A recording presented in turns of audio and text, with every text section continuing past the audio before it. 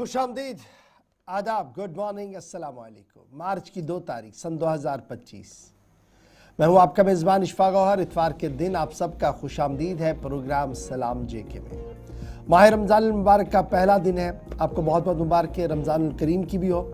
आज जब नशरियात का आगाज़ हुआ है तो मशरिक़ी वस्ता भी आपको लिए चलेंगे, क्योंकि आपको याद होगा कि जब भी रमज़ान और रमज़ान के आसपास के महीने होते तो मशरिक़ी वस्ता लाल लाल होता है, सुर्ख होता है, लड़ाइयाँ बहुत ज़्यादा चलती हैं। वहाँ की सूरत हाल क्या है उस हवाले से आपको अपडेट करेंगे।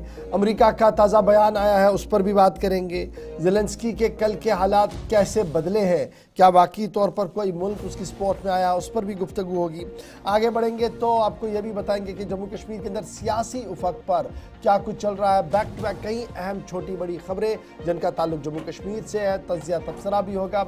और आखिरी 15 मिनट अब की बार आपके साथ, चूँकि आज अतवार का दिन है, आप घर पर होंगे और आपके साथ हम कलाम होंगे 9:45 पर। कोशिश करेंगे आखिरी 12-13 मिनट आपके साथ हम दें ताकि आपकी फ़ोन कॉल्स को ज़्यादा से ज़्यादा शामिल प्रोग्राम किया जाए। फटाफट से हमारी फेसबुक, यूट्यूब, ट्विटर, इंस्टाग्राम और हमारी ऑफिशियल वेबसाइट्स पर ज़रूर आइएगा। लॉगिन, शेयर और सब्सक्राइब कीजिएगा ताकि हर पल आप खबरों से बाखबर रहें। और वहाँ पर आकर आप इनबॉक्स में आकर मैसेज कर सकते हैं हालात वाक़ात के हवाले से। और अगर आप प्रोग्रामों के अंदर बेहतरी चाहते हैं तो ज़रूर हम तक वो बात पहुँचाइएगा ताकि हम प्रोग्रामों को मज़ीद बेहतर बना सकें। तो फ़िलहाल प्रोग्राम का आगाज़ हस्बे वादा आपके सामने सबसे पहले हिस्ट्री को याद करते हैं और बताते हैं आपको कि आज के दिन माजी में क्या कुछ हो चुका है। उनमें बड़े वाक़यात होते हैं, चंद वाक़यात आपके सामने हर दिन लेकर आते हैं प्रोग्राम सलाम जेके में। आसिफ रशीद स्टूडियो में तैयार है हिस्ट्री ऑफ द डे के साथ। खुशामदीद, गुड मॉर्निंग, इस्तकबाल आप सबका बहुत बहुत शुक्रिया, इस्तकबाल और बहुत बहुत स्वागत आप सबका इस प्रोग्राम में हमारे साथ ज्वाइन करने के लिए। और हमारा और आपका साथ 10 बजे तक रहना है। मुख्तलिफ मौज़ूआत से हम गुजरेंगे, लेकिन आज सबसे पहले आप सबको रमज़ानुल मुबारक के मुक़द्दस महीने की शुरुआत में मुबारकबाद। और मुख्तलिफ हिस्सों से जहाँ जहाँ ज्वाइन कर रहे हैं तमाम सोशल मीडिया प्लेटफॉर्म्स पर भी हमारे साथ रहिएगा। एतवार का दिन और रमज़ान मुबारक का पहला दिन, लेकिन ग्रिगोरियन या अंग्रेज़ी कैलेंडर के मुताबिक ज़रा कुछ माजी में अहम तरीन वाक़यात है हिस्ट्री ऑफ द डे में, उनको समझने और देखने की कोशिश करते हैं। 1801 में आज का दिन जब स्पेन ने पुर्तगाल के खिलाफ जंग का बाकायदा ऐलान किया, दिन आज का आता है, मार्च की 2 तारीख आती है। इसी साल 1819 में अमेरिका ने अपना पहला इमिग्रेशन कानून मंजूर किया। मार्च का महीना था, 2 तारीख थी, साल यही यानी 18वीं सदी में 1836 में टेक्सास ने मेक्सिको से अपनी आज़ादी का ऐलान किया। और आज इस तरीके से बहुत सारे ममालिक जो उस दौर में जब जंगें लड़ी जा रही थी तो कई ममालिक एक दूसरे से आज़ादी की जद्दोजहद के बीच आज का जो दिन था वो अहमियत का हामिल रहा। 1866 में आज ही के दिन निडल कंपनी एक्सिस ने आज के दिन सिलाई मशीन की सुई बनानी बाकायदा शुरू की। 1866 दिन आज का था, नीडल कंपनी जिसने बाज़ाब्ता तौर पर यह काम शुरू किया था। 1975 दिन आज का जब नैरोबी कीनिया के अंदर एक बस पर बम धमाका हुआ, कहा गया कि दहशतगर्दाना हमला है। 27 मुसाफिरों की मौत इस हमले में हुई।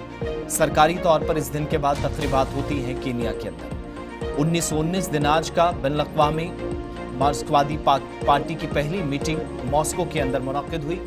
और इसके बाद दुनिया भर के मुख्तलिफ हिस्सों में इस पार्टी के नज़रियात को या तो मानने वाले या इसके साथ काम करने वाले लोग हज़ारों बल्कि लाखों लोगों की तादाद इसके साथ जुड़ती थी। मार्च की 2 तारीख साल 1933 दिन आज का जब जापान के अंदर 180 वर्षों में सबसे बड़े और तबाहकुन ज़ल्ज़ले से जापान गुजरा, 1500 से ज़्यादा लोगों की मौत हुई। और मौरख़ीन ये भी लिखते हैं कि इसके बाद तबाही का एक नया मंजर, और यहाँ तक कि जापान के 3 जजीरे एक दूसरे से कटकर अलग अलग जगहों तक पहुँच गए। 1946 में आज ही के दिन हो ची मिन्ह वियतनाम के सदर मुंतखब हुए। साल था 1952 दिन आज का झारखंड के धनबाद ज़िले में वाक़ सुंदरी खाद कारखाने का इफ्तिताह हुआ।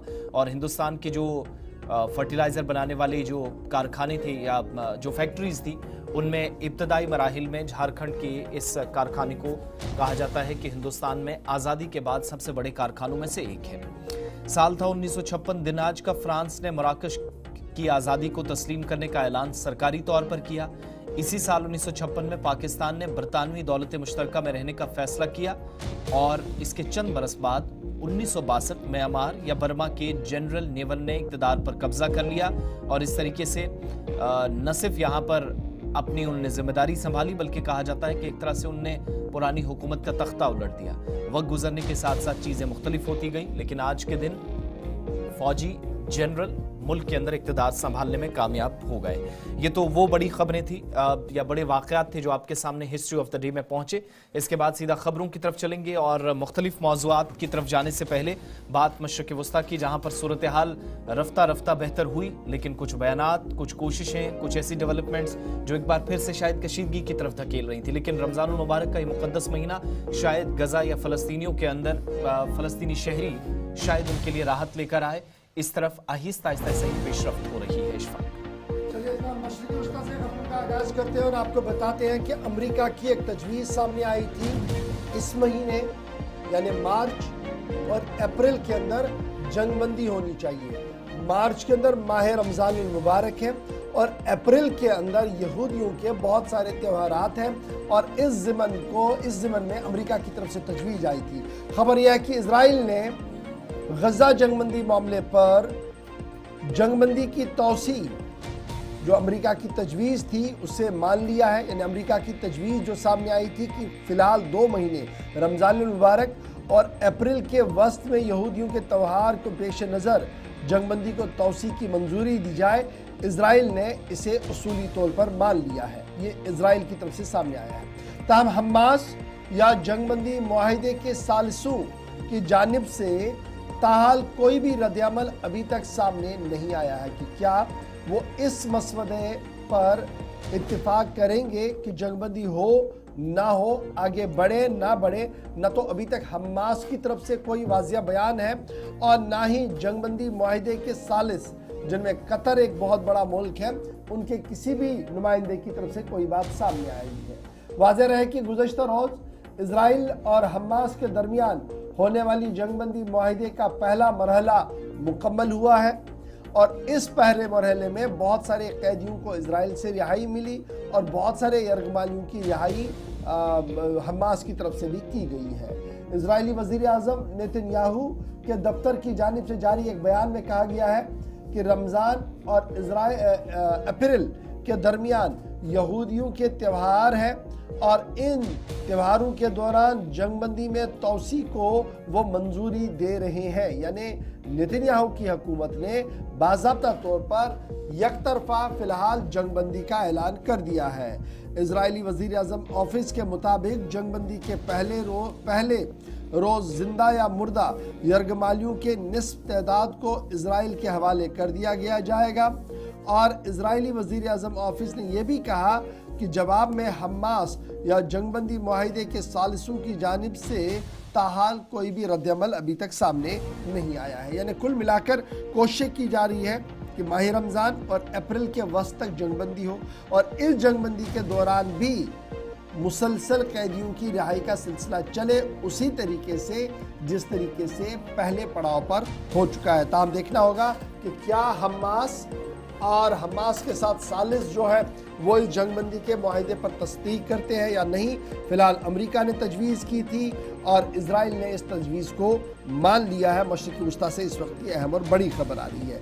इसके साथ साथ एक और अहम खबर की ओर आ रहे हैं जहां जंगबंदी के हवाले से माहौल को साजगार बनाने की कोशिश की जा रही है, कैदियों की रिहाइयाँ हो रही है। इस बीच अमेरिका का एक बड़ा फैसला भी आया है और अमेरिकी फैसले के मुताबिक इजराइल को मजीद खुदकार हथियार देने का फैसला ले लिया गया है। अमेरिका की तरफ से इजराइल को $3 अरब का असला और बिल्डोजर फरोख्त करने को मंजूरी दे दी गई है।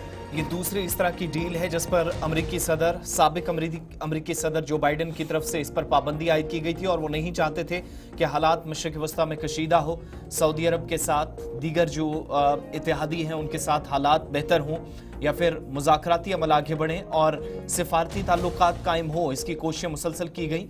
लेकिन मुतअद्दिद मगरबी ममालिक की डील की मुखालफत के बावजूद ये फैसला जिस पर रोक लगाई गई थी सदर बाइडेन की इंतजामिया की जानिब से, उस पर मौजूदा सदर ट्रंप की जानिब से न सिर्फ मोहर लगी बल्कि $3 अरब की जो मदद की गई, इसमें असलहा और इसके अलावा बुलडोजर्स फरोख्त करने की मंजूरी होगी।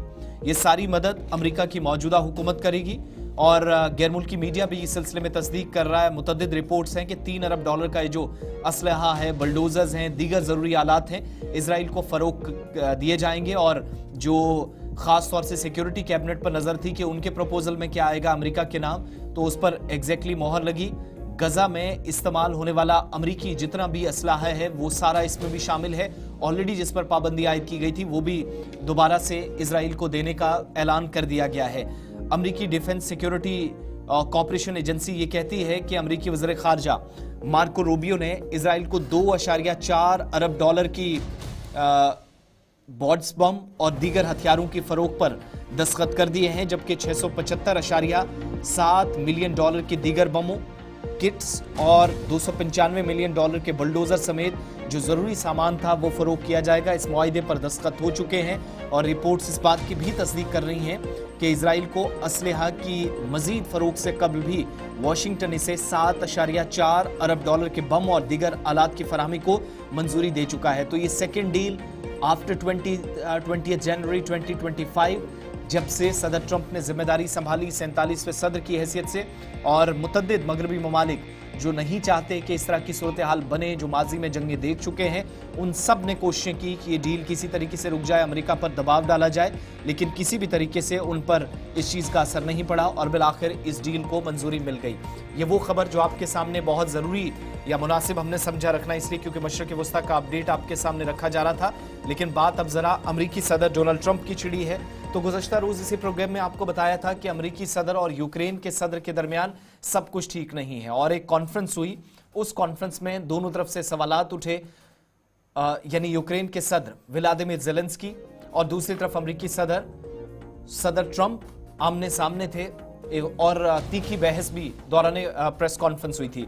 लेकिन सूरत हाल उसके बाद मजीद खराब होती दिखाई दे रही है। अमेरिका और अमेरिका के जो इत्तेहादी हैं, जो उसके करीबी हैं, उनके दरमियान दो ग्रुप्स बनते दिखाई दे रहे हैं। ताज़ा मिसाल उसकी ये है कि इन ग्रुप्स के बनने के बीच मुतअद्दिद ऐसे यूरोपियन ममालिक हैं जो सामने आए, जिन्होंने यूक्रेन और अमेरिका के दरमियान जब कशीदगी बढ़ रही है तो इस दरमियान यूरोपीय ममालिक ने यूक्रेन के सदर से इजहार यकजहती कर दिया है। फ्रांस, बरतानिया, जर्मनी, कनाडा, ये तमाम ऐसे ममालिक हैं जो मैदान में आए हैं, जिन्होंने बाकायदा ये अनाउंस किया है कि ट्रंप अगर इस तरह की पॉलिसी के साथ अपने तमाम साथियों के साथ डील करना चाह रहे हैं तो फिर वो अपनी बात खुद जरूर मान सकते हैं, लेकिन दूसरों को मनवाना बहुत मुश्किल हो जाएगा। गुज़श्ता रोज व्हाइट हाउस के अंदर अमेरिकी सदर डोनाल्ड ट्रंप और नायब सदर के साथ साथ यूक्रेनी सदर ज़ेलेंस्की मौजूद थे। तल्ख जुमलों का तबादला हुआ था और मीडिया नुमाइंदों के सामने यूक्रेनी सदर की अमेरिकी सदर और नायब सदर से तकरार होती रही, जिसकी वीडियो कैमरे में महफूज हो गई। बाद में वो वीडियो सोशल मीडिया पर काफ़ी गर्दिश करने लगी, तरह तरह के तज्जिए और तबसरे हुए और मीडिया रिपोर्ट्स के जब सामने आई कि ऐसी सूरत हाल बन सकती है। व्हाइट हाउस में जब मीटिंग नहीं हुई, मीटिंग बाद में कैंसिल करनी पड़ी और यहाँ तक कि ज़ेलेंस्की को व्हाइट हाउस से निकाला गया। बरतानिया के साथ साथ जर्मनी, इटली और कनाडा समेत यूरोपीय ममालिक ने अमेरिकी सदर डोनाल्ड ट्रंप से कशीदगी पर यूक्रेन के सदर व्लादिमीर ज़ेलेंस्की से इजहार यकजहती किया है। और बरतानवी वज़ीर आज़म स्टामर ने भी सदर ट्रंप और ज़ेलेंस्की को फ़ोन किया है। सूरत हाल पर इतलात के मुताबिक तबादला ख्याल हुआ। ज़ेलेंस्की को बरतानिया की गैर मुतज़लज़ल हिमायत की यकीन दहानी कराई गई है। जर्मन चांसलर ने भी यूक्रेन को जर्मनी और यूरोप पर इन्हिसार करने की पेशकश की, जबकि कनाडा ने भी बयान जारी करके कहा कि यूक्रेन आज़ादी की जंग लड़ रहा है, उसकी हिमायत पर तमाम लोगों को सामने आना चाहिए। इटली की जानिब से स्टेटमेंट आया। अमेरिका, यूरोपीय रियासतों और इत्तेहादियों के दरमियान सरबराही इजलास की ज़रूरत पर जोर दिया गया। ज़ेलेंस्की ने भी इजहार यकजहती पर सोशल मीडिया प्लेटफॉर्म का इस्तेमाल करते हुए तमाम लोगों का शुक्रिया अदा किया। लेकिन बड़ी बात यह है कि इस वीडियो के बाद या गुज़श्ता रोज़ जो कुछ हुआ उसने सूरत हाल काफ़ी ख़राब की मुतअद्दिद हिस्सों के अंदर और आहिस्ता आहिस्ता अब चीज़ों को पटरी पर लाने की कोशिश। लेकिन इन सब के बीच में 2.6 बिलियन लोन जो यूक्रेन को मिला है बरतानिया से, और ये उस वक्त मिला है जब गुज़श्ता रोज़ कशीदगी या फिर आप कह सकते हैं इस वीडियो के सामने आने के बाद पुरतनाव सूरत हाल देखी गई थी। आगे बढ़ते हैं, जम्मू कश्मीर की खबरों पर आएंगे, लेकिन उससे पहले एक इतला भी आपको देनी है। मुतअद्दिद हमें खबरें ऐसी सोशल मीडिया प्लेटफॉर्म्स के जरिए मिली जहां पर बर्ड फ्लू फैला है, इस तरह की खबरों की तस्दीक की जा रही थी। लेकिन जब इन खबरों को हमने खंगाला, पता चला कि जम्मू कश्मीर नहीं, मुल्क की किसी दीगर रियासत के अंदर नहीं, बल्कि महाराष्ट्र की यह खबर है जहां पर बर्ड फ्लू फैला है और इसकी तस्दीक हुई है। रियासत महाराष्ट्र की खबर को मुख्तलिफ सोशल मीडिया प्लेटफॉर्म्स पर जोड़ तोड़ कर पेश किया गया और वॉशिम के अलावा जो 3 मुख्तलिफ अजला हैं वहां पर मुर्गियों की हलाक होने की जब तस्दीक हुई, हजारों मुर्गियां हलाक हुई और इसके बाद कंफर्मेशन ऑफिशियली की गई कि मुर्गियों की खरीदो फरोख्त पर पाबंदी आयद कर दी गई और पूरी रियासत के अंदर अलर्ट जारी किया गया है। लेकिन ये जो सूरत हाल जम्मू कश्मीर के अंदर है, इस तरह की कोई कंफर्मेशन नहीं है, ना ही कोई इस तरह की बात आई। जरूर ये खबरें जो थी सिर्फ सोशल मीडिया तक महदूद रही और इतलात के मुताबिक महाराष्ट्र में बर्ड फ्लू ने अपना जोर पकड़ा है। कारजाना तालुका के खेड़ा गांव के अंदर एक पोल्ट्री फार्म में मौजूद 8000 मुर्गियों में से 6831 मुर्गियों की पहले पुरअसरार हालत में मौत हुई। उसके बाद इन मुर्गियों के सैंपल लिए गए। पहली रिपोर्ट 27 तारीख को आई, दूसरी 28 को आई और बर्ड फ्लू इन्फेक्शन की तस्दीक हुई।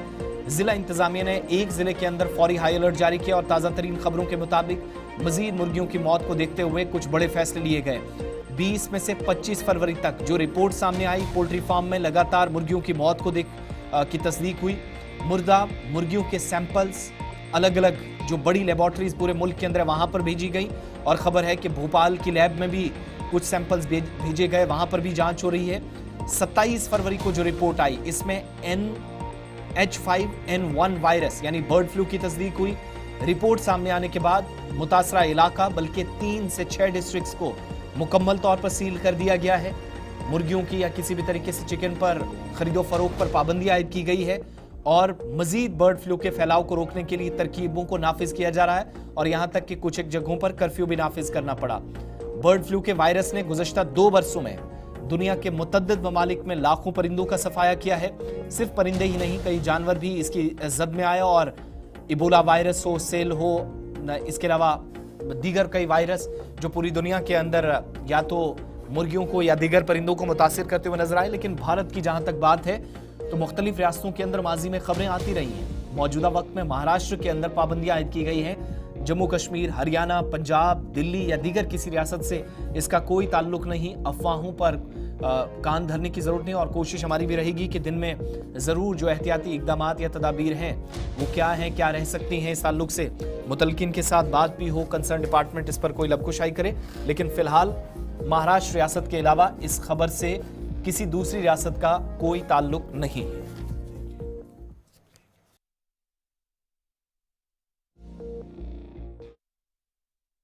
जरा बात मौसम के मिजाज की करते हैं, जहां मौसम का मिजाज बदला हुआ था और पिछले 4 दिन से वक्फे से बारिशों और बर्फबारी का सिलसिला चल रहा था। वहीं पर रियासती महकमे मौसमियात की पेशनगोई के मुताबिक बाद सपहर से कल सुबह जम्मू के मुख्तलिफ इलाकों के अंदर मौसम ने करवट ली। एक बार फिर धूप देखने को मिली और आज भी मौसम थोड़ा सा कदरे बेहतर पिछले 3 दिनों के मुकाबले में है। इधर सूबा कश्मीर के अंदर भी सूरत हाल इसी तरीके की बनी हुई है। 3 तारीख तक मतला बर आलूद रह सकता है। कई मकामात पर हल्की से दरमियाना दर्जे की बूंदाबांदी की भी इतलात और खबर जो है वो आ सकती है। और इस बीच बारिशों और बर्फबारी का सिलसिला जो है वो 12 मार्च तक भी रह सकता है। हल्की से दरमियाना दर्जे की बर्फबारी 12 मार्च तक भी रह सकती है। नॉर्थ का जो नॉर्थ और सेंट्रल कश्मीर जो है वहाँ पर औसतन बर्फबारी रिकॉर्ड की गई है और इसी तरीके से मेट्रोलॉजिकल डिपार्टमेंट की तरफ से एडवाइजरी जारी कर दी गई है तमाम सयाहों के लिए, सड़क पर सफ़र करने वालों के लिए, ट्रांसपोर्टर्स के लिए कि वो कम से कम अपनी गाड़ियाँ ट्रैफिक जाम में फंसाए, बहुत कम से कम हो और कोशिश की जाए कि ट्रैफिक जामिंग उनकी वजह से ना हो।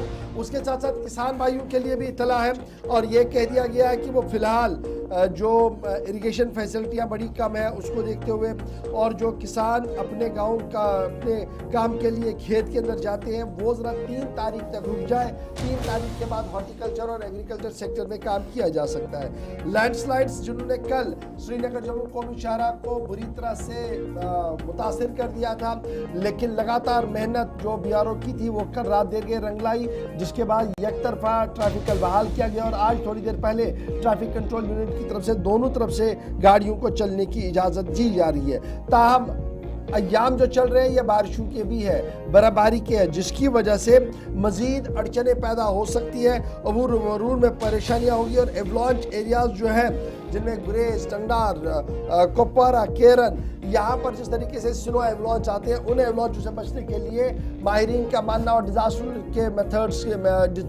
के लोगों का मानना है कि एहतियात करें और घर में ही क़याम करें ताकि ज़्यादा कोई जानी या माली नुकसान ना हो पाए। इसके साथ साथ चूंकि जब हम जम्मू कश्मीर के ज़ाविये से बात करते हैं तो याद रखिएगा कि पिछले 4 रोज़ से मुसलसल हल्की से दरमियाना दर्जे की बारिशें हो रही है। ताहम अब सूरत हाल थोड़ी सी बेहतर है आज सुबह, और आज सुबह बाजारों के अंदर भी चहल पहल दिखी क्योंकि पहला रमज़ान मुबारक था, और साथ साथ उम्मीद ये लगाई जा रही है कि अब जब मौसम का मिजाज हल्का सा बेहतर होगा तो मज़ीद गर्मी के आसार भी शहर श्रीनगर के अंदर दिखेंगे। ताहम 3 और फिर 4-5 को ठीक, 6, 7, 8, 9 को दोबारा से हल्की से दरमियान दर्जे की बर्फबारी का इम्कान लगाया जा रहा है।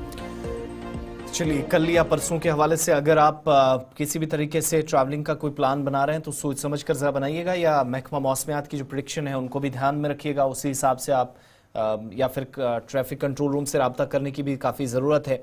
नेशनल हाईवेज़ की जो सूरत हाल है, मुगल रोड फ़िलहाल बंद है, सिंथन टॉप बंद है, बालाई इलाकों को शुमाली कश्मीर में जोड़ने वाली राब्ता सड़कें फ़िलहाल बंद है और बहाली का काम साथ साथ चल रहा है। वक्त एक छोटे से ब्रेक का है, फ़ौरन लौटेंगे। ब्रेक के उस पार दीगर कुछ मौज़ूआत भी हैं, खबरें आप तक पहुँचेंगी, राब्तों की मज़ीद बात होगी, लेकिन ठीक 24 घंटे के बाद यानी कल ये वो वक्त होगा जब हम और आप इसी प्रोग्राम में बात कर रहे होंगे। जम्मू कश्मीर के अंदर असेंबली इजलास या मौजूदा हुकूमत का दूसरा असेंबली सेशन शुरू होगा और बजट इजलास में पहले दिन क्या खास रहेगा, मुकम्मल तफसीलात, और तमाम पार्टियां इस वक्त जम्मू कश्मीर के अंदर सरगर्म हैं, अपने अपने हिसाब से तैयारियां चल रही हैं। दीगर कुछ मौजूआत भी, सयाहत की बात होगी और बात दीगर कुछ इदारों के फैसलों की भी। लेकिन वक्त छोटे से ब्रेक का, ब्रेक के उस पार हमारे साथ दोबारा ज्वाइन करें।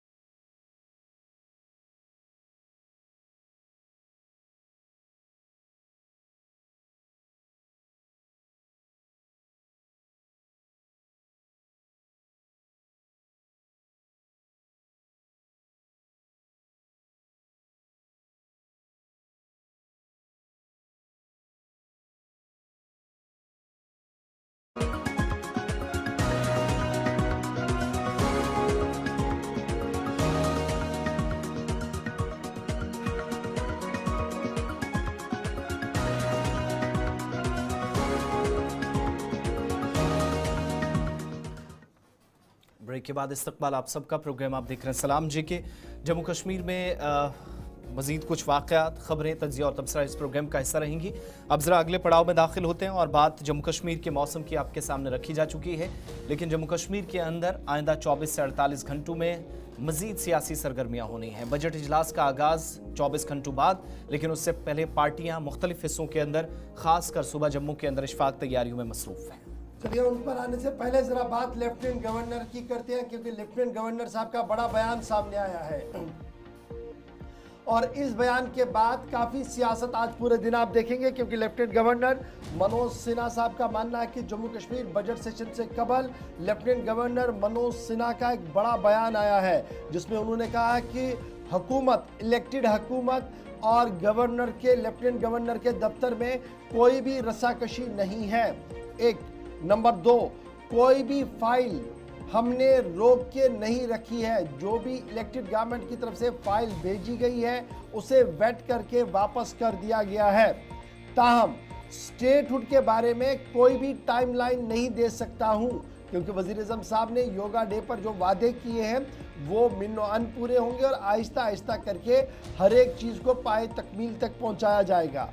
तीसरी बड़ी बात, जो ट्रांजैक्शन ऑफ बिजनेस रूल्स हैं कि दायरे इख्तियार, हद इख्तियार इलेक्टेड गवर्नमेंट का कितना है और फिर लेफ्टिनेंट गवर्नर साहब का कितना है, इस ज़िमन में उनका मानना है कि कानून का बनाना, यानी ये इख्तियारात अगरचे ऑलरेडी रीऑर्गेनाइजेशन एक्ट में वाजिया है, ताहम बाज़ाब्ता तौर पर तहरीरी शक्ल में वजाहत के साथ इसको तरतीब देना इलेक्टेड गवर्नमेंट का काम था।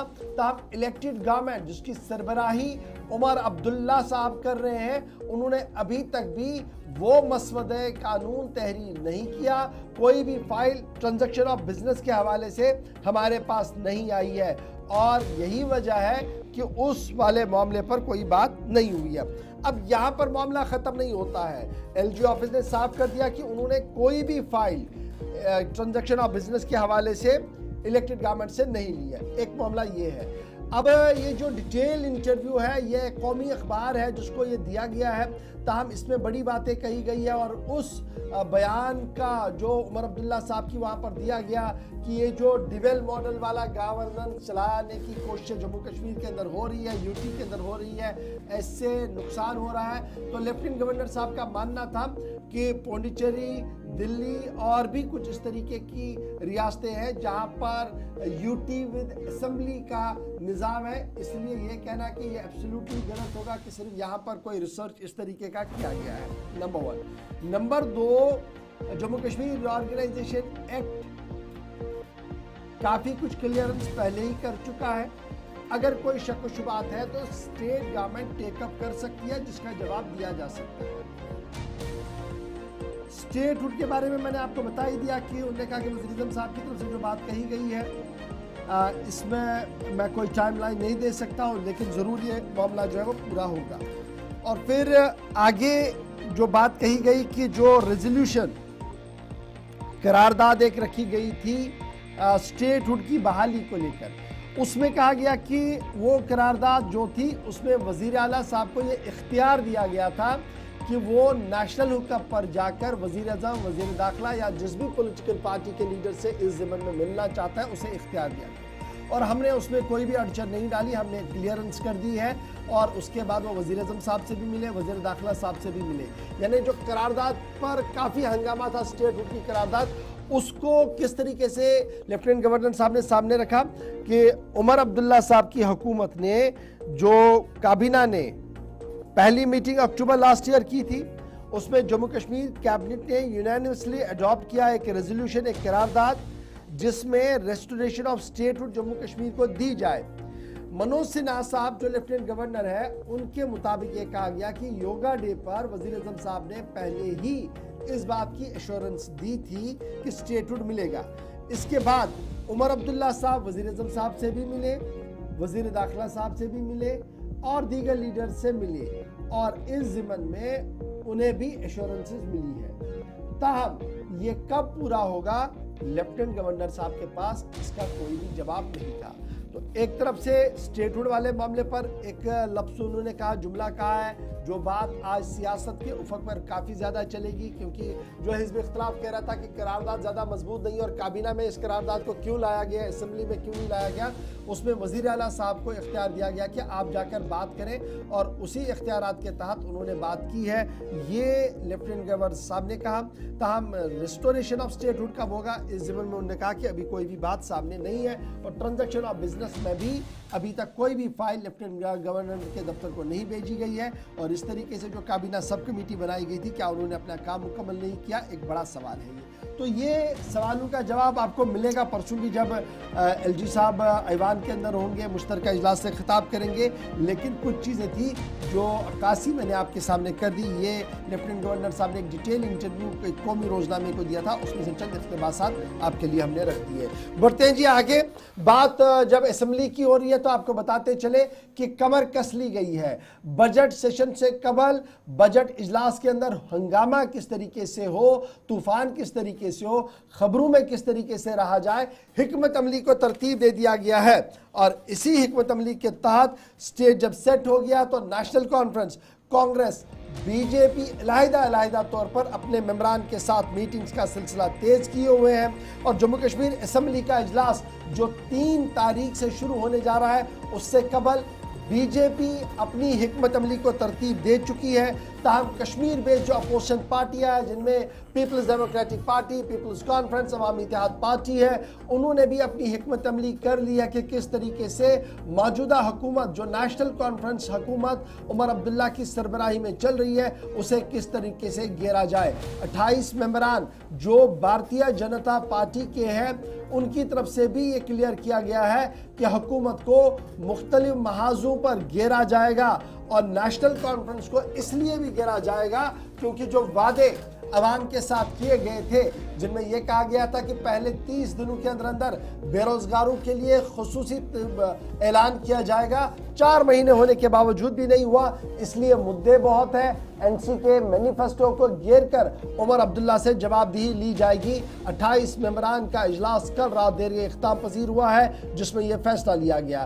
पीपल्स कॉन्फ्रेंस और पीडीपी ऑलरेडी अपने ट्यून को सेट कर चुके हैं, चाहे वो 370 की करारदाद हो, रिऑर्गेनाइजेशन एक्ट के हवाले से दीगर मामला हो, उस पर अपनी बात वो कह चुके हैं। ताहम जहां एक तरफ से बीजेपी कमर कसी है, वही दूसरी तरफ से कश्मीर बेस्ड पॉलिटिकल पार्टियों ने भी उमर अब्दुल्ला के लिए हिकमत अमली तरतीब दे दी है और माना जा रहा कि 3 मार्च से हर दिन एक नई बात, हर दिन एक नया हंगामा, और हंगामे के बीच क्या स्पीकर पूरे मामले को हैंडल कर पाएगा, एक बड़ा सवाल उनके सामने भी होगा। क्योंकि पहली बार यूटी के अंदर अब्दुर्रहीम रातर साहब, जो आज तक खजाने को संभाल रहे थे, वो स्पीकर बनके कस्टोडियन ऑफ द हाउस बनते हुए इस ओहदे को संभालेंगे और देखेंगे कि कार्रवाई कैसे चले। तमाम पार्टियां अपने अपने हिसाब से तैयारियों में मसरूफ हैं और आज भी जहां बैक टू बैक मीटिंग्स होनी है, थोड़ी देर में उस पर भी जाएंगे। लेकिन असेंबली इजलास जब कल शुरू होगा, लेफ्टिनेंट गवर्नर के खिताब से शुरू होगा, फिर जाकर परसों से आप देखेंगे मजीद सिलसिला आगे बढ़ेगा, फिर उस पर बयानात, और उसके बाद असल कहानी जो है वो शुरू होनी है 7 मार्च को, यानी जिस दिन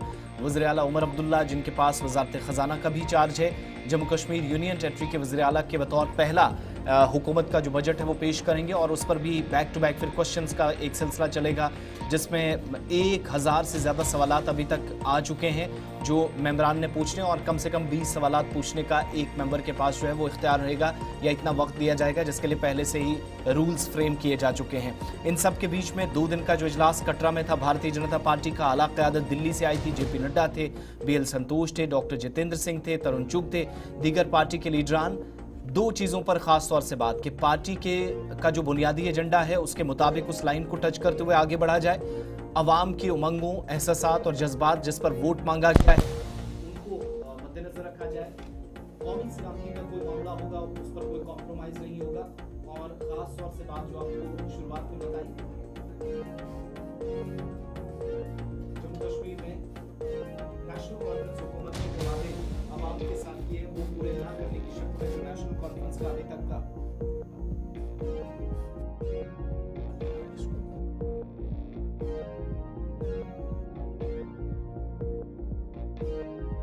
चलिए जनाब, इसके बाद जरा बढ़ते हैं एक और खबर की और बात जरा अब करते हैं जहां हमने मुश्तरका इजलास की बात आपको बता रही है, इजलासों के हवाले से खबर चल रही है, तो कांग्रेस के खीमे से भी आपको खबर बताते चले, क्योंकि कांग्रेस का अहम तरीन इजलास आज मुनक्किद होने जा रहा है। कांग्रेस के मेंबरान कानून साजिया का इजलास आज जम्मू के अंदर बुलाया गया है, जिसमें हिकमत अमली को तरतीब दिया जाएगा।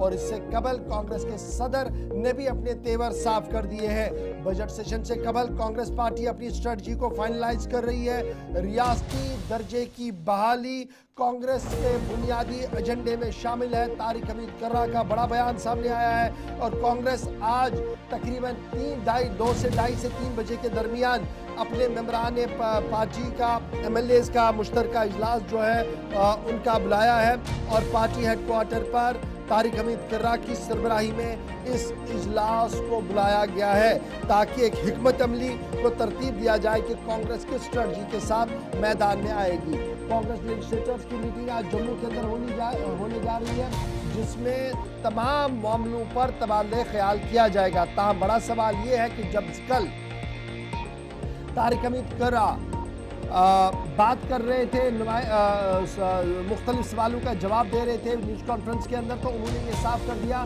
कि कायदा तो ये था कि अलायंस के जो लोग हैं, यानी नेशनल कॉन्फ्रेंस, कांग्रेस और आज़ाद उम्मीदवार जिन्होंने हिमायत का ऐलान नेशनल कॉन्फ्रेंस को किया था, एक मुश्तरका मीटिंग बुलाई जाती ताकि मुश्तरका तौर पर लाहेअमल को तरतीब दिया जाता। बहरहाल अभी तक भी नेशनल कॉन्फ्रेंस ने इस तरीके की कोई कोशिश नहीं की और यही वजह है कि हम ये चाहते थे कि एक अपर काउंसिल बने और पार्टी कोऑर्डिनेशन कमेटी बने ताकि वहां पर यह मामला डिस्कस किया जाए। बहरहाल सवाल आज का है, इसलिए आज 2 नशस्तें होंगी, एक कांग्रेस हेडक्वार्टर पर होगी और दूसरी कहां पर होगी वो हम थोड़ी देर में आपको बताएंगे। लेकिन बड़ा सवाल यह है कि पिछला इजलास जो बजट इजलास था वो साल 2018 में मुनक्किद हुआ था, जब peoples Democratic party, Bharatiya Janata party मुश्तरका तौर पर हुकूमत में थे और उसके बाद 2019 अगस्त तक ये सिलसिला चला, जिसके बाद एब्रोगेशन ऑफ आर्टिकल 370 हुआ, दीगर मामला हुए, प्रेसिडेंशियल रूल का निफाज हुआ और फिर फाइनली आज दोबारा से इजलास कल से शुरू होने जा रहा। तो कांग्रेस आज अपनी हिकमत अमली को तरतीब देगा, लेकिन हिकमत अमली तरतीब देने से पहले कांग्रेस के तीखे वार नेशनल कॉन्फ्रेंस पर साफ आया बयां है। आगे बढ़ते हैं जी, बात नेशनल कॉन्फ्रेंस की भी करते हैं, क्योंकि नेशनल कॉन्फ्रेंस का भी अहम तरीन इजलास आज बाद दोपहर जम्मू के अंदर मुनक्किद होने जा रहा है। रियासत के मौजूदा वजीर आला उमर अब्दुल्ला की सरबराही में नेशनल कॉन्फ्रेंस मेंबरान का अहम तरीन इजलास तय पाया गया है, जिसमें उमर अब्दुल्ला समेत पार्टी के सीनियर लीडर्स मौजूद रहेंगे।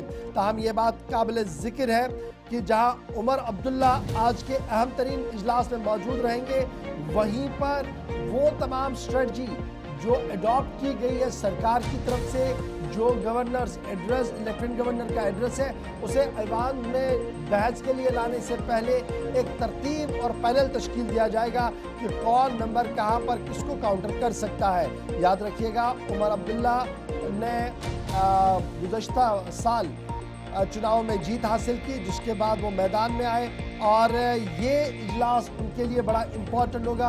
वज़ीर आला भी है, खजाने के वज़ीर भी है, 40 दिन का ये सेशन है, 82 स्टिंग्स इसमें होगी और 3 मार्च को लेफ्टिनेंट गवर्नर मनोज सिन्हा बाज़ाब्ता तौर पर इजलास की कार्रवाई को आगे बढ़ाएंगे, जब वो वहाँ पर खिताब अपना करेंगे। यानी आज 2 मीटिंगें, एक कांग्रेस की, एक बीजेपी की, सिर्फ 1 किलोमीटर के दायरे में 2 मीटिंग्स हो रही है, लेकिन मुश्तरका मीटिंग अभी तक भी नहीं हो पाई है। नेशनल कॉन्फ्रेंस ने भी इस बात की तस्दीक कर ली कि अभी तक कोई भी इजलास नहीं हुआ है मुश्तरका तौर पर, जो होना चाहिए था। पार्टी के सीनियर लीडर्स ने बिना नाम बताए हमसे ये बात भी की है। आगे बढ़ते हैं जनाब, असेंबली की बात आपको बताते हैं और आपको सुनाते हैं कि असेंबली जब शुरू होने वाली है तो मेंबरान के लिए डू एंड डोंट्स तो लगाए गए हैं, लेकिन कुल मिलाकर क्या कुछ चलेगा वहां पर। असेंबली को तकरीबन 1300 के करीब सवालात मिले हैं, जो 81 मेंबरान असेंबली की तरफ से दिए गए हैं और MLAs पर यह साफ कर दिया गया है कि इंतहा पसंदी, दहशतगर्दी, अमन कानून और इंडियन एडमिनिस्ट्रेटिव सर्विसेज आईएएस को लेकर कोई भी सवाल नहीं पूछा जाएगा, क्योंकि ये रीऑर्गेनाइजेशन एक्ट के अंदर पहले ही साफ कर दिया गया है कि ये दायरे इख्तियार रियासत के यूनियन टेरिटरी के लेफ्टिनेंट गवर्नर साहब का है। स्पीकर इन दिनों यानी कल से जब इजलास शुरू होगा, इन्हीं दिनों में अहम तरीन कमेटियों का भी ऐलान कर सकते हैं। जो मुख्तलिफ कमेटियां बनानी है, ज्वाइंट कमेटियों का ऐलान भी किया जाएगा। मार्च 4 तारीख को, यानी जब आप 3 तारीख को देखेंगे लेफ्टिनेंट गवर्नर साहब खिताब करेंगे तो इसके साथ इजलास खत्म हो जाएगा एक दिन का। फिर जब 4 तारीख का इजलास आप देखेंगे, जब क्वेश्चन आंसर सेशन से शुरू होगा, देखना होगा कि हंगामा होगा नहीं होगा, वो सेकेंडरी क्वेश्चन है, लेकिन जब शुरू होगा 4 तारीख को 26 स्टार्ट और 15 अनस्टार्ट क्वेश्चन होंगे। अब ये स्टार्ट और अनस्टार्ट अपने नाजरीन के लिए मैं क्लियर कर दूं। स्टार्ट सवाल वो जो मेंबरों की तरफ से पूछे जाएंगे और पूछने के बाद एमएलए जो सवाल उठाएंगे उसका जवाब वजीर मौसूफ देंगे, और ये 26 सवाल है। और 15 सवाल वैसे हैं जहां पर सिर्फ तहरीरी जवाब दिया जाएगा। लेकिन सवाल यहां पर ये है कि जो टाइम पीरियड है इसमें 8 से 9 सवाल अगर बिला किसी खलल के वक्फे सवालात चला, अगर वक्फे सवालात को एडजॉर्न करके कुछ हसास मामलों पर गुफ्तगू करने का एडजॉर्नमेंट नोटिस आया, हंगामा आया, तो 2-3 सवाल ही उठ पाते हैं। ये भी बड़ा इंपॉर्टेंट है। उस तरीके से भी स्पीकर साहब को वो देखना होगा कि किस तरीके से चलेगा। कुल मिलाकर जब आप देखेंगे आज इस नए पैनल्स भी बनेंगे, चेयरमैन्स भी बनेंगे, लेकिन 90 के इस हाउस के अंदर यानी 90 मेंबर ऑफ एमएलएज के अंदर 80 जो उसमें वजीर आला जो 2 सीटों पर थे, 1 सीट उनकी तरफ से वैकेंट कर दी गई है, और बडगाम सीट वहां पर वो वैकेंट हुई है। 1 सीट और खाली हुई है, देवेंद्र राणा साहब जो बीजेपी के थे नगरोटा से, यानी ये 2 सीटें वहां पर खाली पड़ी हैं।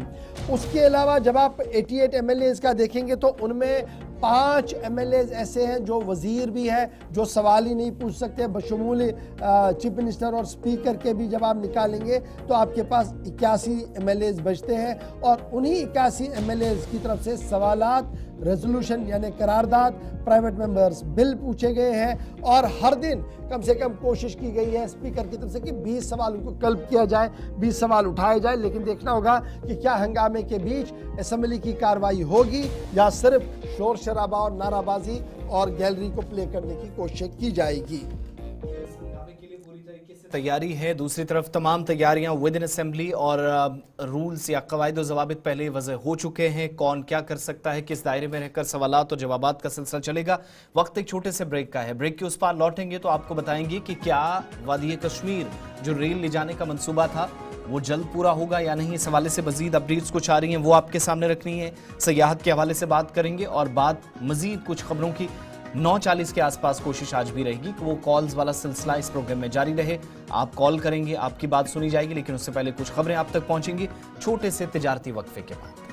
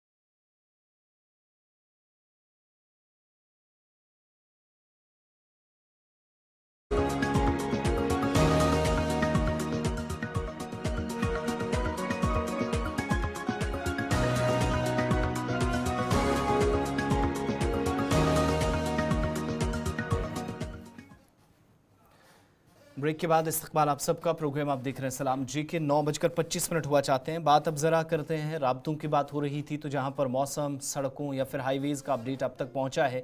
रेल राब्ता क्या मुमकिन है या नहीं, इस पर भी सबकी नज़रें टिकी हैं और ख़बर ये आ रही है कि शायद अगले 2 हफ्तों में कुछ अच्छी खबरें जम्मू कश्मीर को मिले। ख़ासतौर से जो पैच पूरा करना था, यानी कटरा से वादी कश्मीर के लिए जो ट्रेन सर्विसेज शुरू करनी थी और दिल्ली से बराह रास्त ट्रेन का वो वाला सिलसिला फ़िलहाल थोड़ा और वक्त लेगा। लेकिन जो वादी कश्मीर 1 या 2 ट्रेनें, जिनमें वंदे भारत ट्रेन भी थी जिसमें थोड़ा और वक्त लगेगा, लेकिन इतलात ये हैं कि शायद आइंदा हफ्ते एक पेशरफ्त होगी, एक डेवलपमेंट होगी और 6 मार्च के बाद या 7 मार्च के आसपास वज़ीर आज़म या मरकज़ी हुकूमत जो तैयारियां कर रही है, ख़ासतौर से वजारत रेलवे के हवाले से इकदाम उठाए जा सकते हैं और वंदे भारत एक्सप्रेस जिसकी 2 बोगियां या डिब्बे वगैरह जो टनल के उस तरफ यानी कश्मीर प्रोविंस पहुंचाए गए थे, उनके चलाने का सिलसिला शुरू किया जा सकता है। लेकिन चूंकि तरजीह बुनियादों पर मेल एक्सप्रेस चलाई जाएगी, पहली नज़र उस पर है जम्मू स्टेशन पर, जहां पर 3 से 4 मकामात पर काम जारी है,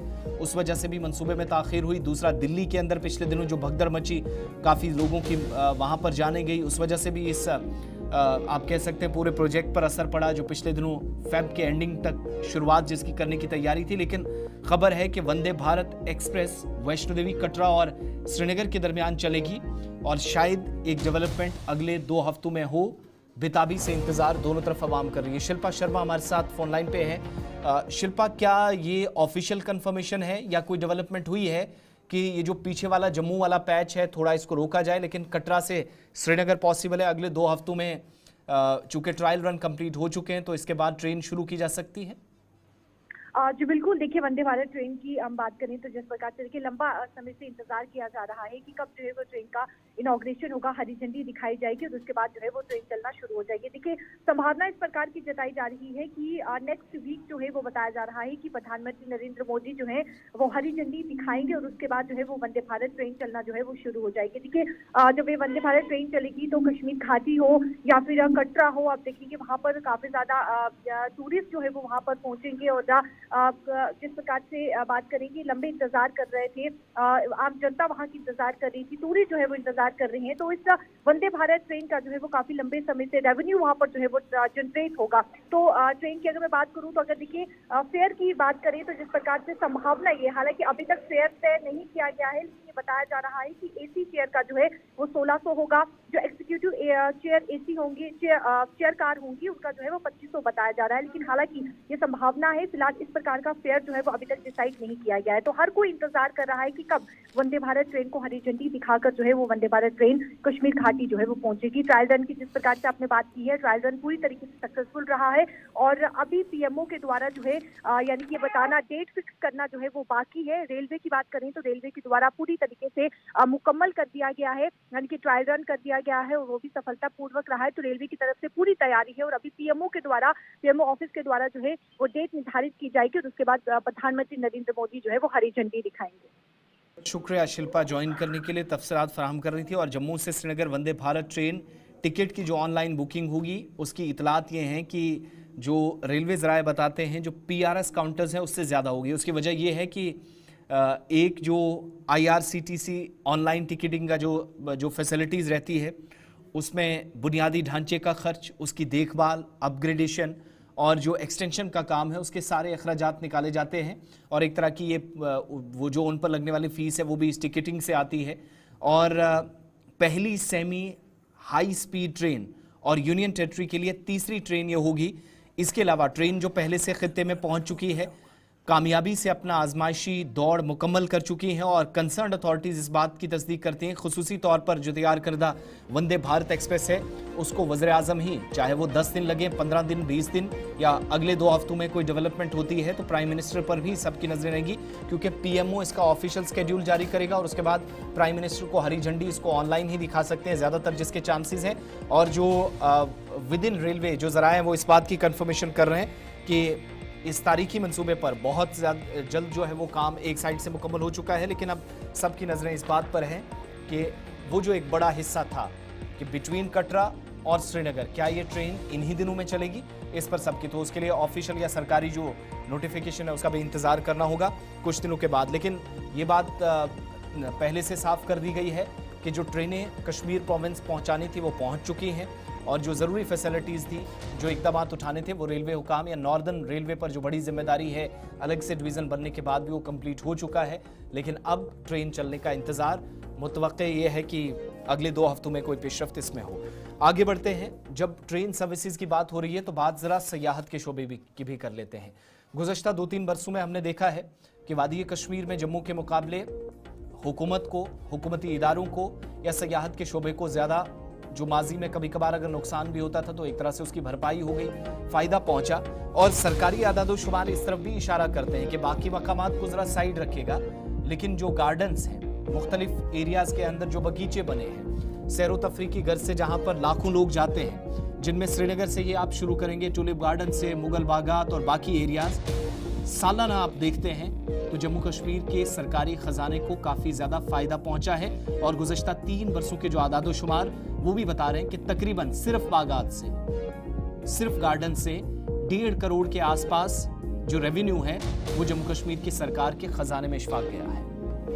tourist footfall across Jammu Kashmir जब आप देखेंगे तो 3.2 लाख बताया गया था साल 2022-23 में, जो साल 2024-25 आते आते डाउन हो गया है 1,08,000 लाख के आसपास से बचा है। Revenue as per sources department का आउटसोर्सिंग के जरिए से बढ़ा है। जो टिकट का सिस्टम है अक्रॉस द लोकेशंस जब आप देखेंगे, चाहे वो चिल्ड्रंस पार्क हो, इकबाल पार्क हो, बादमवारी हो, ईदगाह हो, यहाँ पर टिकटिंग का सिलसिला रखा है और वो टिकटिंग का सिलसिला जो है वो इत्मीनान बख्श बताया जा रहा है। साल 2022-23 के अंदर जो टिकटिंग सिस्टम आउटसोर्स बिड था वो तकरीबन 13,94,675 रुपया था और 2023-24 में यही डिपार्टमेंटल रेवेन्यू जो है टिकटिंग सिस्टम का वो आउटसोर्सिंग के ज़रिए से बिडर को ज़्यादा मिला और इस तरीके से 24-25 के दौरान भी पैसा जो है वो मिलने की तवक्कुआत अभी है, क्योंकि अभी चंद दिन और भी है। टूरिस्ट फुटफॉल चाहे चिल्ड्रंस पार्क का आप देखेंगे तो वो ज़्यादा नहीं बढ़ा है, 78,000 पहले था, वो 2023-24 में वो ज़्यादा नहीं, 24-25 में 1,72,000 रुपये तक ही बढ़ा है। इकबाल पार्क जब दूसरे एंड पर आप देखेंगे तो वो मुसलसल ग्रो कर रही है। डिपार्टमेंट रेवेन्यू इंक्रीज़ हुआ है 12,32,220 रुपया साल 2022-23 के अंदर, ये बढ़कर 23-24 के अंदर 14,12,000 से सीधे 14,43,160 रुपये के आसपास बना है। और फर्दर यही कह रहे हैं कि 19,19,130 रुपया माह फरवरी 2025 में भी यहाँ से वसूल किया गया है। ये तमाम एफर्ट्स एक तरफ से ये बता रहे हैं कि डिपार्टमेंट का रेवेन्यू बढ़ रहा है, लेकिन दूसरी तरफ से जो ग्रीन जोन्स जिन्हें आप फ्लोरिकल्चर और पार्क डिपार्टमेंट को दे दिया गया था, शहर श्रीनगर के मुख्तलिफ इलाकों के अंदर तबाह हाल है। अगर उन्हें भी प्रॉपरली मैनेज किया जाता तो शायद वहाँ पर भी कुछ न कुछ देखने को मिल सकता था और कुछ न कुछ इस तरीके की एक्टिविटी और डेवलपमेंट जो है वो बढ़ सकती थी। अब आप ये देखिएगा इंटायर सिविल लाइन्स एरिया में, इंटायर साउथ कश्मीर के अंदर कितनी ऐसी पार्क्स हैं जो फ्लोरिकल्चर और पार्क्स डिपार्टमेंट के पास है, लेकिन उसके बावजूद भी नज़रों से ओझल है। लेकिन यहाँ पर एक चीज़ ज़रूर बताई जा रही है कि फुटफॉल अगर थोड़ा सा डाउन ज़रूर है, लेकिन रेवेन्यू जनरेशन मुसलसल बेहतर होते हुए नज़र आ रहा है। अच्छा, जो लोग इस वक्त सोशल मीडिया प्लेटफॉर्म्स पर देख रहे हैं, एक लिखने वाले ये भी लिख रहे हैं कि 2 दिन पहले हमने एक खबर चलाई थी जिसमें हमने बुनियादी ढांचा या एक साउंड बाइट चलाई थी। एक टूरिस्ट ने शिकायत की थी पुणे से आने वाले, कह रहे हैं कि जो पैसा आ रहा है क्या ये सही इस्तेमाल हो रहा है? देखिए, वो जो डेवलपमेंट वाला मामला है वो किसी अलग अंदाज में हमें देखना पड़ेगा। वो ये पैसा है, ये कुछ पैसा देखिए, जब आप ट्यूलिप गार्डन पर कोई पैसा आता है तो एंटायरली आप देखते हैं कि ये खूबसूरत चीज़ें जो चल रही हैं वहाँ पर जो लेबरर्स हैं, वहाँ पर जो बागबान है, उन पर भी खर्च होता है। और शायद अगर प्रॉपर मैकेनिज़्म को प्लेस किया जाए तो स्टेट खजाने में और पैसा आ सकता है और फिर आप उससे इन्हीं पार्क्स के अंदर इंफ्रास्ट्रक्चर भी खड़ा कर सकते हैं, उसी तरीके से जिस तरीके से ज़बरवन के पहाड़ियों पर वाक़ा, ज़बरवन के दामन पर वाक़ा बाग गुलिलाला है, जिस तरीके का छोटा सा इंफ्रास्ट्रक्चर वहाँ खड़ा करने की कोशिश की जा रही है, इससे वो भी हो सकता है। लेकिन ज़रूरत ये है इसको मेन स्ट्रीम किया जाए और फिर प्रॉपर प्लानिंग के साथ अगर एग्जीक्यूट किया जाए तो शहर के अंदर बहुत सारी ऐसी छोटी छोटी जगहें मिल सकती हैं जिन्हें आप इसी तरीके से खूबसूरत बना सकते हैं।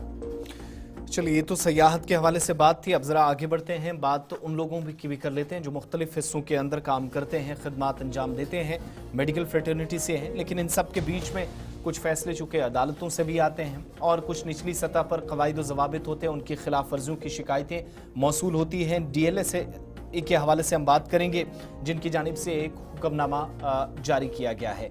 इस ऑर्डर के मुताबिक मुख्तलिफ हिस्सों के अंदर खित्ते में काम करने वाले जिन लोगों के खिलाफ शिकायतें होती रहीं, लीगल सर्विस अथॉरिटी की हम बात कर रहे हैं, जितने भी केमिस्ट हैं उनको खबरदार किया गया कि मरीजों को जो कम अद्वियात आप देते थे, इस ऑर्डर के मुताबिक लीगल सर्विस अथॉरिटी ने केमिस्टों को एक तरह से खबरदार किया, वार्न किया है कि जम्मू कश्मीर के मुख्तलिफ हिस्सों में जो शिकायतें भी मौसूल होती रहीं कि कम मिकदार में अद्वियात दिया जाए या नहीं, इस पर मुतअद्दिद बार केमिस्ट की तरफ से इनकार किया जाता रहा।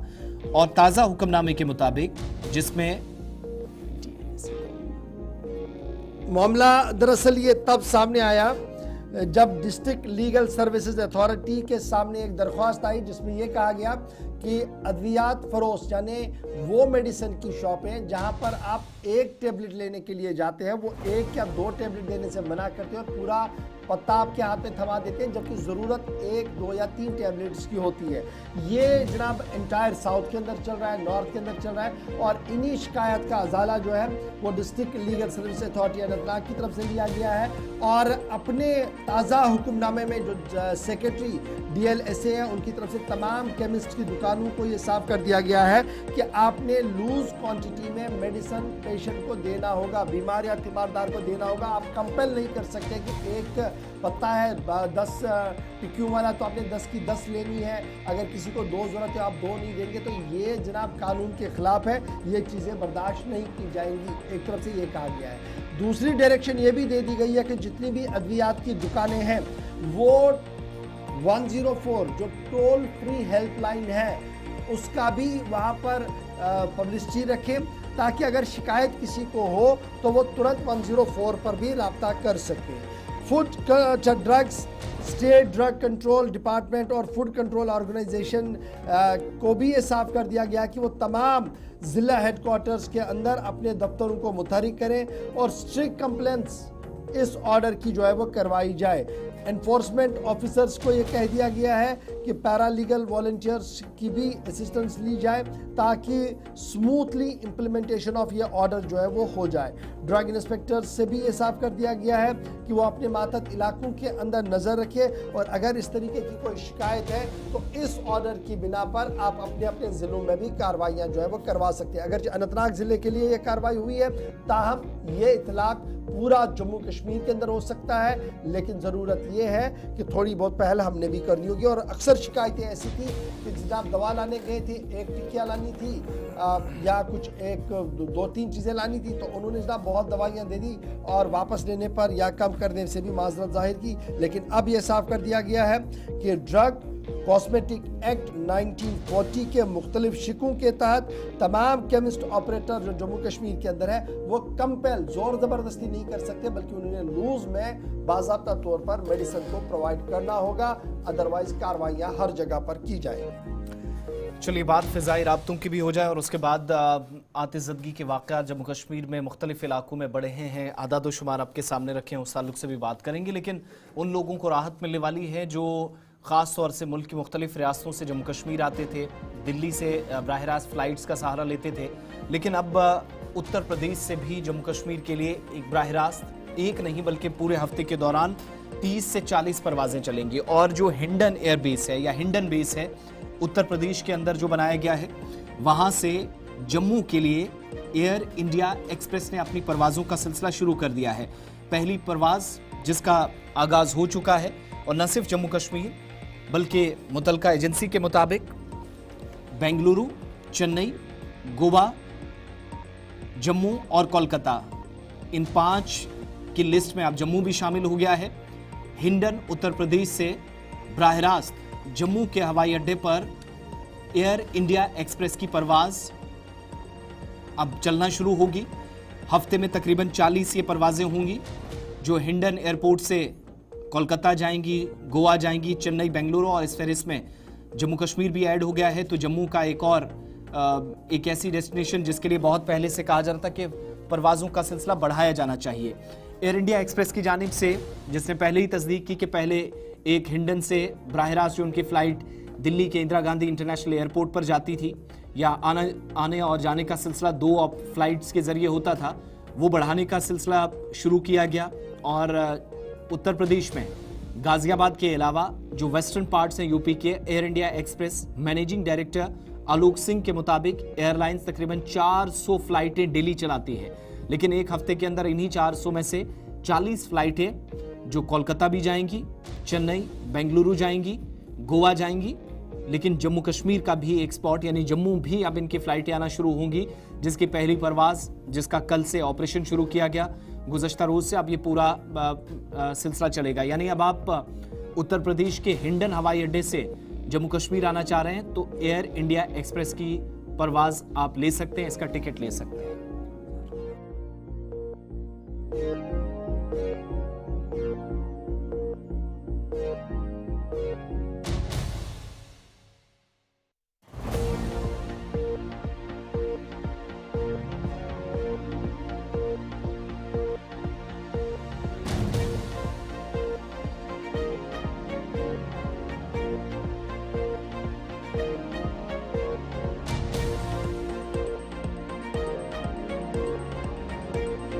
गुलिस्तान न्यूज़ पर, JK 24/7 न्यूज़ पर, तमाम सोशल मीडिया प्लेटफॉर्म्स पर खुसूसी नशरियात, ख़ास प्रोग्रामों का इनेकाद जो होगा साथ साथ वो आप तक पहुँचता रहेगा। लेकिन साथ साथ ये भी बताते चलें कि रमज़ान मुबारक के मुक़द्दस महीने में दीगर कुछ ऐसी चीज़ें भी जिनका ख्याल रखना बहुत ज़रूरी है। इंतज़ामी सतह पर तो तैयारियां हैं, लेकिन साथ साथ आप भी हम तक मालूमात या आपके इलाकों की जो अपडेट्स हैं वो पहुंचाते रहेंगे। इसमें आप लोगों का रोल बड़ा इंपॉर्टेंट रहेगा। जब आप लोग कॉल्स में हमारे साथ ज्वाइन करेंगे तब आपके साथ ज़रूर बात करेंगे। लेकिन रमज़ान मुबारक के आगाज़ के साथ ही इंतज़ामिया भी मुतहरिक नज़र आई है। जैसे ही रमज़ान के आगाज़ से आप कह सकते हैं 24 से 48-72 घंटे कबल इंतज़ामिया अलग अलग मकामात पर मार्केट चेकिंग के स्क्वाड्स भी उतारती हुई नजर आई। मुतअद्दिद मकामात से गुज़श्ता रोज़ से शिकायतें मिल रही थी कि कहीं पर बिजली, कहीं पर पानी, कहीं पर सड़क सहूलियात के हवाले से मुश्किलात हैं। इन सब के बीच में मुतअद्दिद मकामात पर गुज़श्ता दिनों या कल की ही आप बात करेंगे तो शाम देर गए तक अलग अलग मकामात पर, होटल्स पर, रेस्टोरेंट्स ज़्यादातर तो बंद ही रहते हैं, लेकिन जहाँ जहाँ काम चलता है मामूल की सरगर्मियाँ कवायद व ज़वाबित के मुताबिक हों, कानून के मुताबिक हों, इस चीज़ को यकीनी बनाने के लिए मार्केट चेकिंग स्क्वाड्स या फूड डिपार्टमेंट के ज़िम्मेदारान हैं वो अलग अलग जगहों पर नज़र आए। रमज़ान मुबारक के मुक़द्दस महीने के बीच जहां वादी कश्मीर और जम्मू में तमाम मसाजिद में, खानकाहों में, दरगाहों में जो जम्मू कश्मीर वक्फ बोर्ड के मातहत आते हैं उन इदारों में अलग से तैयारियां हैं। दीगर मकामात पर मुंतज़मीन ने अलग अलग हिसाब से तैयारियां की हैं। कॉन्फ्रेंसेस का इनेकाद हो रहा है। अलग अलग मकामात पर दुआया मजालिस का या ख़त्मातुल मुअज़्ज़मात, ये सिलसिला भी साथ साथ रात के वक्त में खुसूसन चलता है। लेकिन इन सब के अलावा एक बात जिस पर ज़्यादा तवज्जो देने पर अवामी हलकों में ज़ोर दिया जा रहा है कि कम से कम जो अशिया ज़रूरिया की कीमतें हैं वो एतदाल में रहें, माजी की तरह वो शिकायतें मौसूल ना हों। और इस बार चूँकि ये भी है जो मुतलका महकमा है उसके पास अगरचे ज़्यादा इख्तियारात नहीं है, उसकी 2-3 वजूहात आपके सामने हम पहले बयान कर चुके हैं।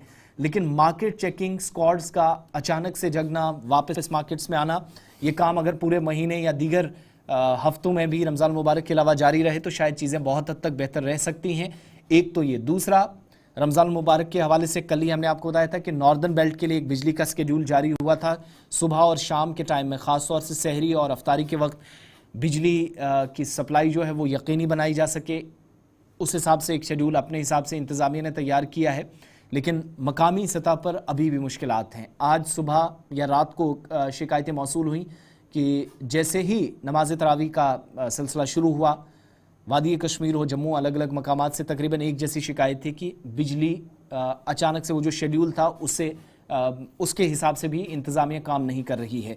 तो ये 2-4 चीज़ें हैं जिन पर फोकस तो रहेगा। लेकिन जब आप कॉल्स में इस प्रोग्राम के ज़रिए जुड़ते हैं या इसके अलावा भी हमारी हेल्पलाइन नंबर्स हैं, अपने अपने इलाकों के मुश्किलात या मसाइल हैं, कंसर्न अथॉरिटीज़ तक ख़ास तौर से माह सियाम के हवाले से हैं, वो ज़रूर मुतलकिन तक पहुँचाइएगा। और कुछ ये भी इशफाक पूछ रहे हैं कि मार्केट चेकिंग स्क्वाड्स तो ठीक है, लेकिन क्या मार्केट चेकिंग स्क्वाड्स के पास इतने इख्तियारात हैं कि वो जो हुक्मनामे या जो चालान्स का सिलसिला साथ साथ होता है वो सरकारी हुक्मनामे उनका इतलाक यकीनी हो जो सके। हम पिछले एक दो दिन से देख रहे हैं चेकिंग स्क्वाड्स, ये फूड सेफ्टी वाले हैं जी। ये देख रहे हैं कि खाना का निज़ाम कैसा है, सही है नहीं है, क्वालिटी कंट्रोल है नहीं है, बस ये यहाँ तक है। रेट्स वाला महकमा जो अमूरी सार्फिन व अवामी तकसीम तारीख का महकमा है, वो थोड़ा सा फंसा पड़ा हुआ है। उसकी बुनियादी वजह जो है वो इसलिए भी है कि जो नेशनल फूड सेफ्टी एक्ट है और कुछ दीगर मामलात हैं, उसमें इस इदारे से वो इख्तियारात सारे छीन लिए गए हैं, प्राइवेटाइज़ किया गया है, जिसकी वजह से बहुत सारे मामलात और मुश्किलात जो है वो देखने को मिलेंगे। लेकिन कल जिस तरीके से रियासत के वज़ीर आला उमर अब्दुल्ला साहब ने मीटिंग की है, रमज़ान मीटिंग, और उसमें इंतज़ामात को जायज़ा लिया गया है, हिकमत अमली को तरतीब दिया गया है, एडवाइजरियाँ जारी कर दी गई है। देखना है कि अब ये इलेक्टेड गवर्नमेंट कितना ग्रिप कर पाएगी इस पूरे मामले पर, तब जाकर पता लगेगा क्या वाकई तौर पर कंट्रोल में सब कुछ है या कंट्रोल से बाहर बहुत सारी चीज़ें हैं। चलिए आगे बढ़ते हैं, आप लोग कॉल करना शुरू करें, बहुत कम वक्त है, आपकी कॉल्स भी साथ साथ जैसे कॉल्स आएंगी उस तरफ चलेंगे। लेकिन बात अब जरा करते हैं उन वाकयात की जिसने जम्मू कश्मीर में सब सोने को शदीद नुकसान पहुंचाया है, फायर फॉरेस्ट की। साल 2025, जिसके पहले 2 महीनों में हमने सूरत हाल तो देखी, अलग अलग मकामात से खबरें हमारे प्रोग्राम्स और बुलेटिन्स के जरिए आप तक पहुंचती रही। लेकिन थोड़ा सा पीछे आप चले जाएंगे तो जम्मू कश्मीर में 2024 में ये जो फायर इंसिडेंट्स हैं, अमलाक का नुकसान पहुंचना, अलग अलग मकामात पर नुकसान न होना, मकानात का तबाह होना, खाकस्तर होना, ये सिलसिला तो था। लेकिन जम्मू खित्ते में 93% से ज़्यादा जो अभी तक वाक़यात रुनमा हुए, उनमें कश्मीर के मुकाबले जंगलात में जो आग लगी है, जम्मू सूबे में 2024 में सबसे ज़्यादा नुकसान हुआ है। और 307 सरकारी आदादोशुमार के मुताबिक 307 फायर इंसिडेंट्स पिछले एक साल में रुनमा हुए। और इस साल 11% के आसपास यूनियन टेरिटरी में जो मौजूदा साल है या रवां बरस के पहले 2 महीनों के दौरान 10 से 11% आतिशबाजी के वाक़यात, जिसमें आप देखेंगे साउथ कश्मीर का ज़्यादातर बेल्ट मुतासिर हुआ है। 2023 में तकरीबन 112 हेक्टेयर ज़मीन अलग अलग मकामात पर जहां जहां आग लगी तबाह हुई, नुकसान पहुंचा। और इससे नुकसान माहौलियात को भी पहुंचा। तकरीबन 68.8 किलो टन कार्बन डाइऑक्साइड, जो आप कह सकते हैं कि आलूदगी का एक सबब बना खित्ते के अंदर शदीद किस्म के इस नुकसान के बीच। और फॉरेस्ट सर्वे ऑफ इंडिया के आदादोशुमार को आप सही माने, जो एक सरकारी सर्वे भी कहलाता है, पूरे जम्मू कश्मीर, वैसे तो पूरे मुल्क के सूरत हाल को बयां किया गया है, लेकिन जम्मू कश्मीर जहां पर सबसे ज़्यादा उन एरियाज़ में से एक है, सब सोने ने नुकसान उठाया 2024 में। सिर्फ पहले 2 महीनों में 2025 में 23 अलग अलग जगहों पर इंसिडेंट्स जिनमें नुकसान पहुंचा। और पिछले दिनों साउथ कश्मीर के 3 डिस्ट्रिक्ट से आपके सामने तफसीलात मुकम्मल रखी थी। 2024 और 25 में तमाम तरह की कोशिशों, तमाम तरह के इकदाम के बावजूद भी सब सोने को नुकसान से नहीं बचाया जा सका। और इस बार ये पता चलता है कि 2024 में 307 वाक़यात में 286, तकरीबन 93% से ज़्यादा जो इंसिडेंट्स हैं, डेटा के मुताबिक जम्मू खित्ते के अंदर इतना ज़्यादा नुकसान हुआ है।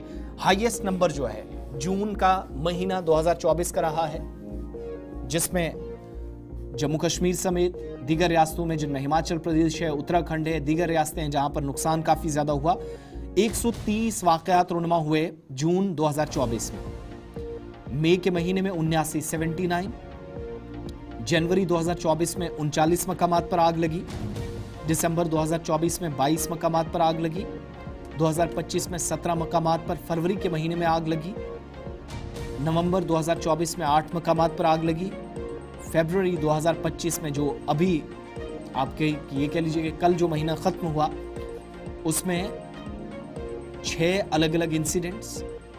2024 में एक साल पहले फरवरी का महीना देखेंगे तो 4 इंसिडेंट्स थे, मार्च के महीने में 2 थे 2024 में, और अप्रैल, जुलाई, अगस्त, सितंबर और अक्टूबर 5 महीने ऐसे जम्मू कश्मीर के लिए गुजरे हैं जहां थोड़ी सी राहत थी, कोई भी आतिशबाजी का वाक़या ख़ास तौर से जंगलात के इलाके में पेश नहीं आया। राजौरी में 51 डेटा के मुताबिक पिछले साल, जम्मू में 41, उधमपुर में 40 वाक़यात, रियासी में 35, कठुआ 33, किश्तवाड़ 18, डोडा 14, 12 रामबन और 11 सांबा और पुंछ के अंदर। कश्मीर सूबे में 7 फायर इंसिडेंट्स रिपोर्ट हुए, बारामूला के अंदर नॉर्थ कश्मीर में, अनंतनाग साउथ कश्मीर में 3, पुलवामा, गांदरबल, बांडीपुरा, कुपवाड़ा, हर जिले के अंदर तकरीबन 2 वाकयात। श्रीनगर के अंदर पिछले साल कोई भी इंसिडेंट, जैसे पहले भी डेटा में बताया, सोपोर, शोपियां या कुलगाम भी साल 2024 में फायर इंसिडेंट्स में बचे रहे इस लिस्ट के मुताबिक। और इस साल 17 वाकयात रुनमा हुए, जिनमें फरवरी के महीने में 6 इंसिडेंट्स हैं।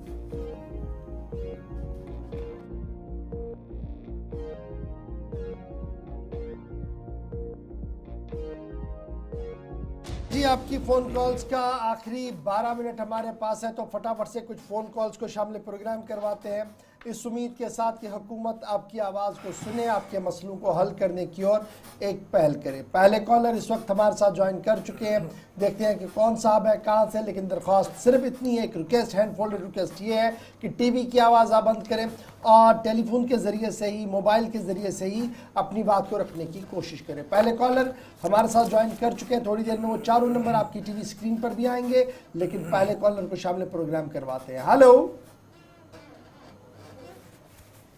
हेलो। हाँ हेलो जी। हाँ गवर साहब अस्सलाम वालेकुम। वालेकुम अस्सलाम वरहमतुल्लाह। गवर साहब बस डेलीगेट आबी बुशवारा पे वनान युस अशे गाट नंबर 8 अत अपोजिट होटल अकबर तो आशे पायज अत पतिन अख नाल अख वसान यह लगभग 10-15 फुट यह बोजन लायक यह बुझो पूर अत पतिन नाल अख वसान डालुक यह लगभग 15 फुट खोल आज ब्रो 30-35 वरी आव ओतन डंग वोल अख बसने ओतन यह डंग वोल बसने आव सो गो ब्रूटिम कत तुम वन अमिस फट यह नाव अतन पत ये सात अमिस नाव फट अमिस कर तम सात लॉकट अमिस कर अमिस बनो अथ नालस पे हट क्या बनोन वनकन यह प्रॉब्लम यह हट कर प्रॉब्लम यह हेकान बोट अन सफाई लवड़ा वल सोचान तिमन करो लि नाल करो साफ सो मशीन तिहन अत वातान कहें ये जन कि यह बंद अमिस नाव गुलाम नबी वटा अमिस बनो होटल त 2-3 करोड़ रुपये लव सह लोन महल बे हेतुन यूस हेतुन ब्या मकान ये रोडस पे नई सड़क पे 2.5 करोड़ रुपयस मगर सह वन तमिस वन क्या तुलान च मोकला वे अल्लाह ताला यरी कर अकोई नीचू तमिस दपान मे हसा तर अत प्लाट मे वन तस खुदा सद पास तमिस कित पे तर अत पे प्लाट यह समझाव तो मैं बहुत तुंद वसादत अमिस VC डल किस करान अपील कि सह यीतन अक लटि दपान डल बचावन ये इथे पे खत्म गि वुचतन अमिस वुचतन यह अमिस कता प्रॉपर्टी बन मगर तोत स्टिल अत वो किरायेदार तज कत ये अत वो किरायेदार थवान। बहुत शुक्रिया। Next collar. हेलो, नाम बताइएगा, कहाँ से? हेलो, बयान से जी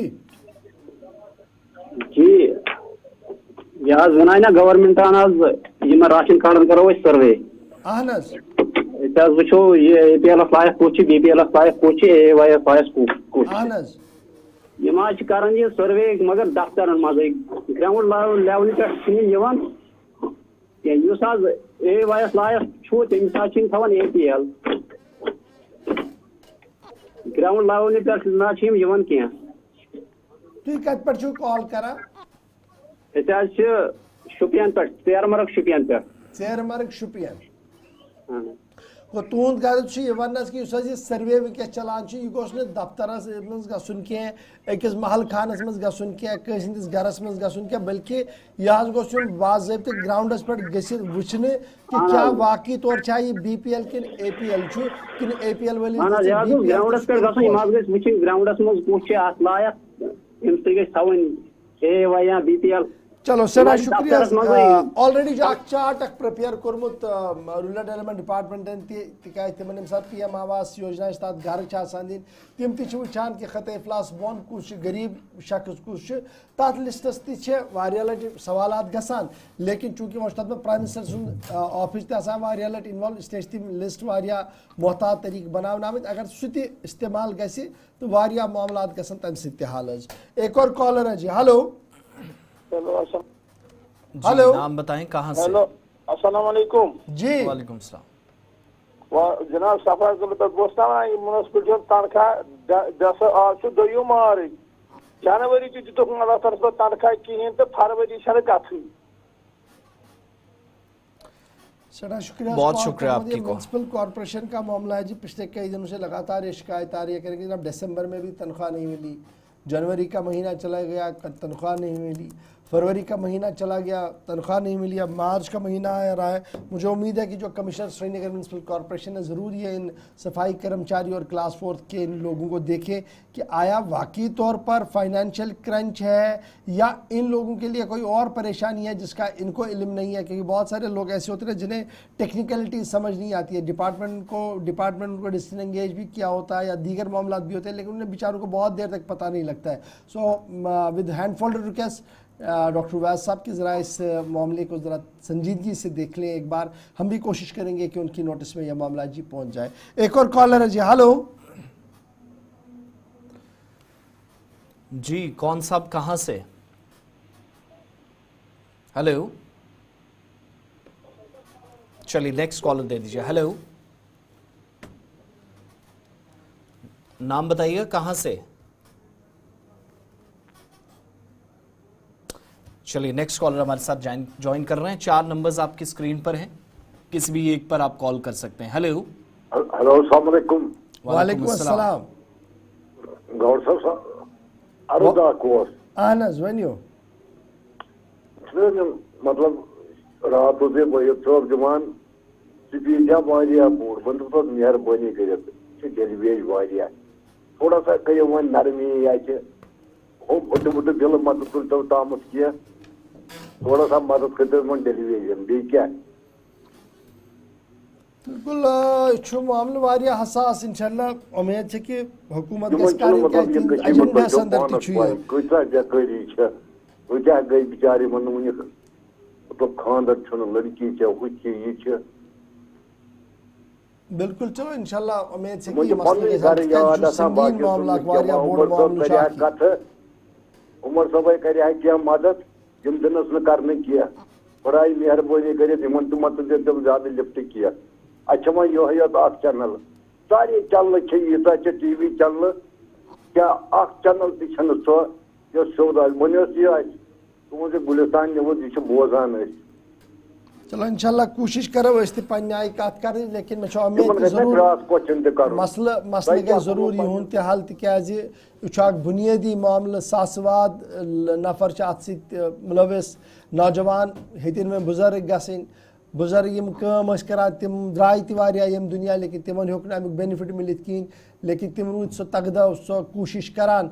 लेट अस होप सो कि अब इलेक्टेड गवर्नमेंट यहाँ पर है और इलेक्टेड गवर्नमेंट इस हसास मामले को जो कैजुअल्स डिलीवेजर्स पीडीएल्स हैं उनकी मुस्तकिली के हवाले से कोई रास्ता ढूंढे, क्योंकि स्टेट गवर्नमेंट जो इस वक्त उमर अब्दुल्ला वाली हुकूमत है उनके अपने एजेंडे में भी ये है, इसलिए बड़ा इम्तिहान है कि किस तरीके से वो अपने एजेंडे को भी पूरा करेंगे। अगर उमर साहब लगातार ये कह रहे हैं कि मेरे पास 5 साल का मैंडेट है, लेकिन हुकूमत के लिए 5 साल का वक्त बहुत कम होता है और प्रोग्रेस कार्ड बनाने में टाइम लगता है, और अभी आपको देखते देखते 3-4 महीने निकल गए हैं और प्रोग्रेस कार्ड में भी ज़्यादा कुछ दर्ज भी नहीं हुआ है। ये भी एक बड़ा सवाल है। एक और कॉलर है जी, हेलो।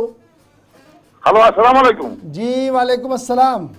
अब्दुल रशीद जनाब